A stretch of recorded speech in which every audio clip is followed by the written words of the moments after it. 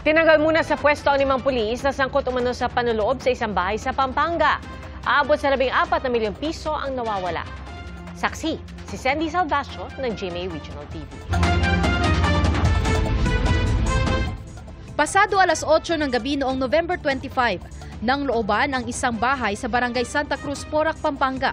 Tinutukan daw ng baril ng mga lalaki ang mga nakatira sa bahay at dinala sila sa banyo. Pag-alis ng mga sospek, doon na nadiskubre na nawawala raw ang 14 million pesos cash na pagmamay-ari ng pamilya. Ayon sa pulisya, 5 ang itinurong sangkot sa panloloob at lahat sila pulis. 4 mula sa Angeles City Police at 1 mula Zambales Provincial Police Office. Based sa investigation natin, may mga nakikita tayong evidence nagli-link sa pulis. Temporary relief na ang 5 pulis habang gumugulong ang investigasyon.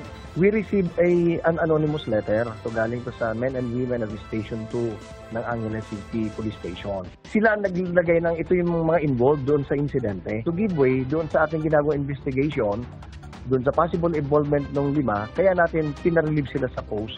Bumuo na rin sila ng Special Investigation Task Group para tutukan ang investigasyon. Hindi muna pinangalanan ang 5 pulis na sinasabing sangkot sa insidente. Wala pa silang pahayag. Para sa GMA Integrated News, ako si Sandy Salvacio ng GMA Regional TV, ang inyong saksi.